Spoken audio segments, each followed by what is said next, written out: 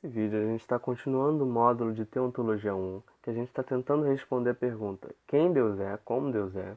Para isso a gente tem estudado os atributos de Deus há vários vídeos, e a gente começou em vídeos anteriores a falar sobre os atributos comunicáveis de Deus. São aqueles atributos, também são chamados de atributos positivos, porque eles são compartilhados com as criaturas. E quando a gente fala sobre eles, a gente fala assim, que as criaturas são assim, só que Deus é maior e melhor. Essa é a ideia dos atributos comunicáveis. Por outro lado, né, eles significam que certas coisas que Deus é, ele concedeu que as criaturas também fossem, né? E como são muitos atributos comunicáveis, a gente divide eles em subgrupos, e há dois vídeos anteriores a gente começou a falar sobre os atributos intelectuais, que é um subgrupo dos atributos comunicáveis. São aqueles atributos comunicáveis que têm a ver com o intelecto, com a forma de raciocínio, né? No vídeo anterior, nós terminamos falando sobre a ideia de que a onisciência de Deus implica que Deus conhece todas as coisas com absoluta certeza, e não apenas isso, mas que Deus conhece todas as possibilidades sobre todas as coisas. E isso nos chama o próximo atributo comunicável, que é a sabedoria de Deus. Deus é a sua sabedoria, certo? O Espírito Santo é chamado de Espírito de sabedoria, né? Paulo diz que em Cristo estão escondidos todos os tesouros da sabedoria e da ciência. Deus fez o mundo por sua sabedoria. A Bíblia é chamada de sabedoria de Deus, né? Está escrito na sabedoria de Deus. É assim que Lucas fala. Por quê? Porque Deus é sábio. E o que quer dizer sabedoria? Como que a sabedoria é diferente da onisciência? Bom, é aí que tá. Quando a gente diz que Deus é onisciente, onisciência significa que eu estou dizendo que Deus conhece todas as coisas que existem, do jeito que elas existem, e também que Deus conhece todas as possibilidades a respeito de todas as coisas, certo? Se isso acontecer, Deus sabe, vai acontecer aquilo. Mas e se aquilo outro acontecer? Deus sabe, vai acontecer aquilo outro. E se as pessoas tiverem que tomar essa decisão? Deus sabe, elas vão tomar aquela decisão. Deus sabe com absoluta certeza tudo que existe e todas as possibilidades a respeito de tudo que existe. Isso é onisciência. Isso é onisciência. Sabedoria é dizer que dentre todas as possibilidades, Deus sempre escolhe a melhor. Essa é a diferença. Onisciência quer dizer Deus conhece todas as possibilidades. Sabedoria quer dizer de todas essas possibilidades, Deus sempre escolhe a melhor. Aquela que a melhor opção é aquela que Deus vai realizar no tempo. Certo? Deu para entender? Então, onisciência, Deus conhece todas as possibilidades. A partir desse ponto, pode acontecer isso, pode acontecer aquilo outro. Sabedoria quer dizer, Deus vai escolher a melhor de todas essas possibilidades para acontecer, né? E melhor em que sentido? O que é uma decisão boa? Uma decisão boa é uma decisão que traz glória a Deus e que traz alegria ao seu povo. Essa é uma boa decisão. Então, de todas as possibilidades, Deus sempre escolhe a melhor. Melhor em que sentido? Aquela que traz mais glória a Ele e aquela que traz mais alegria ao seu povo. É sempre essa decisão que Deus escolhe. Isso é sabedoria. É dizer que Deus determina todas as coisas e sempre escolhe a correta, sempre escolhe a decisão melhor. Agora, quando eu falo isso, você pode estar lembrando de uma série de ocasiões na sua vida em que não parecia que Deus estava escolhendo a melhor. Não parecia, aquilo não parece ter tido um propósito na tua vida. Mas quando eu falo melhor aqui, é melhor a longo prazo, certo? No fim das contas, quando você chegar no céu e você olhar para trás, lá no céu você vai perceber, aquela foi a melhor decisão. Aquilo foi o que trouxe mais glória a Deus no fim das contas e mais alegria. Ainda que nesse momento você olhe para isso, para o que está acontecendo na tua vida e não veja isso.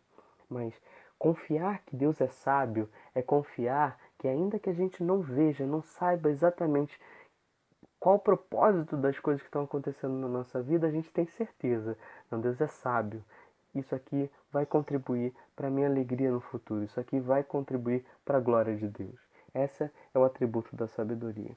A gente não vai entrar aqui em detalhes nisso. Isso é um tema que a gente vai voltar a falar depois, quando a gente falar em outros assuntos aqui de teologia sistemática. Mas no final desse vídeo eu vou te indicar um outro vídeo que você pode ver que vai falar sobre isso, tá bom? Aqui eu só quero chamar a atenção para a sabedoria de Deus. Onisciência quer dizer Deus conhece todas as possibilidades. Sabedoria quer dizer de todas as possibilidades, Ele sempre escolhe a melhor. Isso é a sabedoria de Deus. Um outro atributo, dentro desse subgrupo dos atributos intelectuais, é a fidelidade de Deus. Aqui também tem a ver com a sabedoria, certo? O que quer dizer quando a gente diz que Deus é fiel? Deus é fiel significa duas coisas. Fidelidade de Deus quer dizer duas coisas. Primeiro, que Deus permanece sendo aquilo que Ele é. Ele é fiel a si mesmo, certo?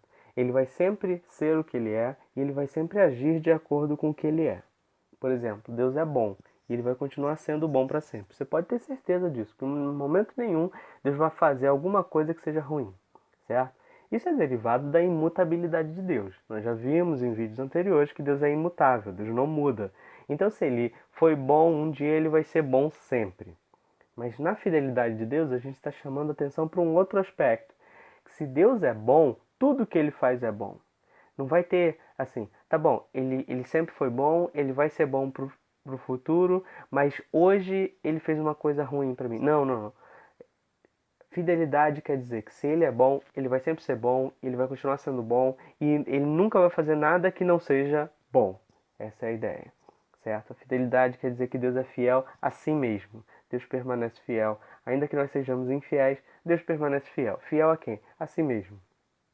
Mas a fidelidade tem um outro aspecto na Bíblia, que significa que Deus sempre mantém as suas palavras e as suas promessas. E não apenas isso, Deus vai provar que todas elas são verdadeiras. Tem esses textos bíblicos aí que você pode conferir. A fidelidade de Deus quer dizer que aquilo que Deus disse que vai acontecer, vai acontecer. E aquilo que Deus prometeu que vai acontecer, vai acontecer. E Deus vai provar que isso é assim. Perceba que isso é um atributo comunicável. Eu posso ser fiel, ou não, certo? Eu posso dizer, olha, eu vou fazer isso. E se as coisas acontecerem, se estiver tudo ruim à minha volta, eu posso ser fiel. Eu posso dizer, não, eu disse que eu ia fazer aquilo, eu vou fazer aquilo. Isso é fidelidade humana. Pois é, Deus é assim, só que maior e melhor. Em que sentido ele é melhor? No sentido de que ele é sempre fiel. Você pode se apoiar na fidelidade dele, né? A Bíblia chama Deus de a rocha. Deus é a rocha. A rocha em que sentido? Que ele é imutável. E porque ele é imutável, ele é fiel. Certo? Você pode se apoiar nele. Se ele disse uma coisa, você pode se apoiar, construir a tua casa em cima dessa coisa que ele disse, porque isso vai acontecer. Certo? Isso é a fidelidade de Deus. O último atributo desses atributos intelectuais, que são esses atributos comunicáveis, que têm a ver com a forma de raciocínio, é a verdade. Veja, a Bíblia não diz apenas que Deus é verdadeiro. A Bíblia diz que Deus é verdadeiro. Ele é o Deus verdadeiro. Mas não apenas. A Bíblia diz que Deus é a própria verdade. Né? Jesus disse, eu sou o caminho, a verdade e a vida. Eu sou a verdade. Ele é a própria definição de verdade. E o que isso quer dizer? Para a gente pensar em verdade, a gente pode pensar no oposto disso. O oposto de verdade é a falsidade. E falsidade pode ser várias coisas diferentes. Parecidas, mas diferentes. Uma coisa é falsa quando ela não é aquilo que ela parece, certo? Aquele tênis que é falsificado. Você olha assim, você pensa que ele é de uma marca, mas quando você olha de perto, não é aquela marca, está escrito diferente. Ele é falso. Ele parece ser uma coisa, mas ele é outra. Isso é uma coisa falsa. E uma pessoa? Quando é que eu digo que uma pessoa é falsa? Uma pessoa é falsa, parecido, né? Quando ela parece ser uma coisa que ela não é. Ou seja, ela diz uma coisa, mas ela pensa outra. Ela diz que quer uma coisa, mas na verdade ela quer outra. Isso é uma pessoa falsa. E um argumento também pode ser falso, uma ideia.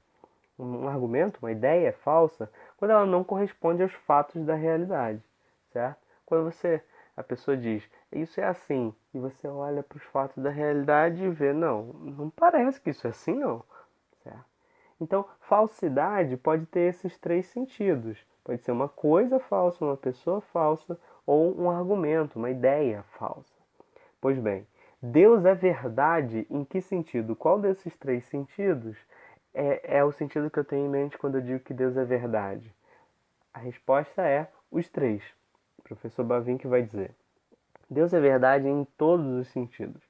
Ele é verdade no sentido metafísico, no sentido das coisas, da propriedade das coisas. Por quê? Porque ele é a própria unidade entre o pensamento e o ser. Ele é verdadeiramente Deus correspondendo plenamente à ideia de Deus que está dentro dele, certo? Ou seja, ele corresponde àquilo que você espera de Deus. Ele não é igual ao tênis falso. O tênis falso, você se aproxima do tênis pensando, poxa, eu vou fazer um bom negócio, eu vou comprar aquele tênis de marca por um preço muito mais barato. Porque você tem uma ideia de que aquilo vai ser bom para você. Mas é quando você chega perto do tênis, você vê que na verdade não é assim. Não, Deus é verdadeiro. Deus é a própria verdade. A ideia que existe de Deus, de como Deus é, Deus corresponde plenamente à ideia, certo? Desse ser, de Deus. Né? Deus também é verdade no segundo sentido, no sentido ético, que é aquele da pessoa falsa. Por quê? Porque Deus se revela, fala, age e aparece como ele verdadeiramente é e pensa. Tá? Deus não pensa uma coisa e fala outra. Ou Deus é de um jeito, mas ele se revela para as pessoas de outro jeito. Não. Aquilo que Deus revela é exatamente aquilo que ele é. Aquilo que Deus pensa é exatamente aquilo que ele acaba falando. Certo? Ele é eticamente verdadeiro. É diferente da pessoa falsa. A pessoa falsa pensa uma coisa e diz outra. A pessoa falsa quer uma coisa e diz outra. Deus não. Deus, aquilo que ele pensa é o que ele é. Aquilo que ele quer é aquilo que ele é.